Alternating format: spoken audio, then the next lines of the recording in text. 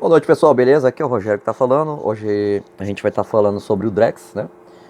Sobre a parte de tokenização, também preço, valor, no caso tokens fungíveis e não fungíveis, e também tokens envelopados e sintéticos. Bom, vamos começar então. O que seria o token, né? O token ele pode ser fungível ou não fungível. Quando é não fungível, quer dizer que o preço, né, entre um e outro existe uma diferença porque existem características diferentes. Um token fungível quer dizer que o preço dele é idêntico porque qualquer um vai representar a mesma coisa, entendeu? Um token ele é uma representação de um valor de uma forma abstrata, entendeu? E o que seria o valor? O valor seria referente a algo de uma característica que existe daquele objeto, do qual a pessoa em si, né, individualmente, ela atribui valor àquilo ali, entendeu? A gente pode entender que o preço ele seria então determinado pela concorrência e pela concentração, né? Que vai definir esse preço de mercado, vai ser justamente quem concentra mais daquele ativo, né? E bom, a gente pode pensar então que o preço ele é negociável, mas os valores eles não são negociáveis. Por exemplo, se você quer encontrar uma pessoa para se casar, você vai procurar pessoas que têm valores e não preços. Porque se ela tiver preços, quer dizer que qualquer coisa que ela possa te oferecer pode ser negociada com outras pessoas também. Então, né, isso aí acaba sendo uma desvalorização em relação àquela pessoa. Bom, o token ele pode ter o lastro dele em trabalho, né? Que nesse caso a gente vai definir o preço dele de acordo com o trabalho. Quanto mais oferta, né, de empregos, mais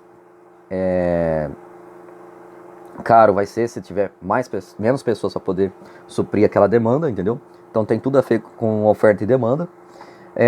A gente também pode ter lastreado na mineração, que seria na prova de trabalho, por exemplo, na mineração de bitcoins ou até na mineração de ouro. A gente pode ter também lastreado na mineração de outros metais preciosos, entendeu? É uma das formas de você ter a representação do token, já que ele representa valor. O token, ele não tem valor próprio, entendeu? A não ser que seja de uma forma abstrata, mas você não poderia colocar valor em algo abstrato. Ele só representa de forma abstrata o quanto vale aquilo ali. Por exemplo, o seu tempo, né, o quanto que vale o seu serviço, o seu produto, entre outras coisas aí, então, ativos, artigos, ações e outras coisas que você pode estar colocando dentro de um contexto para precificação. O Drex ele é um token, entendeu? Ele é um token que vai ser emitido por uma entidade central, que vai ser o Banco Central. De certa forma, ele não seria descentralizado, ele seria concentrado e centralizado, entendeu? Estaria na mão de poucas entidades no início e mais para frente pode ser que ele seja distribuído, ou seja, vai estar na mão de mais pessoas. Mesmo assim, ele vai ser centralizado na mão de uma única pessoa, de uma única entidade que vai decidir para onde vai. Tem gente que fala sobre descentralização e lembra de DAO, né? Que é o poder das pessoas que fazem parte do ecossistema decidir algo. Cara, se você deixar que as pessoas decidam algo por você, então você está alienando a sua liberdade de escolha. Obviamente, isso não seria descentralização, isso aí seria federação, né? Alguém vai decidir por você, mas não vai ser você. Você está federando ali as regras do jogo ou as leis, né, as regulamentações para uma entidade. O que define os preços, no caso, seria a concentração, né, daquele ativo nas mãos de uma única entidade, entendeu? E se tiver concorrência entre entidades, o preço tende a ser negociado de forma mais barata, entendeu? E também depende da demanda de quantas pessoas vão usar daquele token. O Drex, ele tem na sua rede distribuída, né, através de validadores e full nodes. Os validadores seriam as unidades do Banco Central no Brasil, entendeu? O Banco Central do Brasil no Brasil, que vai ser no Rio de Janeiro e em Brasília, né? O Drex também vai ter tokens do tipo de Vale Refeição, ou Vale Alimentação, Vale Gás, que a gente poderia entender como se fosse o token não fungível. Para quem lembra do início, token não fungível quer dizer que ele é diferente de um token comum, né? Enquanto você vai ter uma moeda Drex que você pode gastar com qualquer coisa, o token não fungível não. A partir do momento que você gastou aquele vale-refeição, ele vai entrar na conta de alguém, e esse alguém vai ter o direito de poder fazer o que quiser. O que limita é a pessoa que te pagou. Ela que está te pagando, ela que vai limitar aonde você vai gastar ele. Quando você receber, aí aquilo ali vai ser transformado num token normal, de novo, num token comum. Não transformado, vai perder aquela fungibilidade, né? Aliás, aquela não fungibilidade, e vai se tornar um token fungível que pode ser gasto de qualquer forma. Então, quando a empresa de gás vender o gás, ela vai poder fazer o que quiser com aquele dinheiro. Ela não vai ter que chegar lá no governo e trocar por outro token. Se for desse jeito também, seria muita falta de liberdade também da pessoa decidir o que vai acontecer, né? O token também pode ser programado, quer dizer que eu posso programar ele da forma como ele vai ser gasto, onde ele vai ser gasto, ou o que pode ser feito por ele, né? Então, isso torna ele não fungível. As moedas fiduciárias, ela tem um problema que ela pode ser sequestrada, apreendida ou subtraída. Eu diria que o contexto geral seria dizer sequestrado, porque afinal de contas você é seu e você vai ter que, né, entregar para uma autoridade, por exemplo, a Receita Federal. Então, você está tendo seu capital sequestrado em troca de você fornecer alguma informação para essa entidade e tentar reaver os seus tokens, né? A troca de tokens, DREX e criptomoedas, ela pode acontecer através de mercado paralelo também, entendeu? Então você vai ter mercados paralelos rodando ao mesmo tempo que tem o mercado tradicional. Isso quer dizer que você vai ter pessoas trocando vale gás e vale refeição por tokens comuns, né? Eu preciso comprar gás, e aquela pessoa precisa de dinheiro para poder gastar em outra coisa. Ela vem, troca comigo e fica por isso, né? Óbvio que aquele token não fungível, que é o vale gás dela, vai valer menos do que o meu. E isso é complicado, isso vai existir, entendeu? Se você tem mais liberdade com o dinheiro, você torna ele mais, né? Você torna ele fungível, né? Mais caro também, entendeu? Além disso, você pode ter um mercado paralelo não só com DREX, entre DREX, mas também DREX em criptomoedas, entendeu? Outros tokens aí, então você tem uma concorrência. Você também tem uma noção de que o DREX pode ser comprado por entidades fora do país, ou seja, investidores de outros países podem comprar o DREX, e isso torna o DREX uma moeda global. Você pode ter uma noção também que, se o Brasil tem limitações de território, as legislações brasileiras aplicariam-se ao DREX. Se for em outro território, olha, não sei, mas se ele começar a querer aplicar regulações para um dinheiro que é emitido no Brasil para fora do país, com certeza vai transformar o DREX numa moeda que ninguém vai querer. Como é que você vai querer pegar uma moeda de um país que você não tem liberdade de gastar ela ou usar ela como quiser?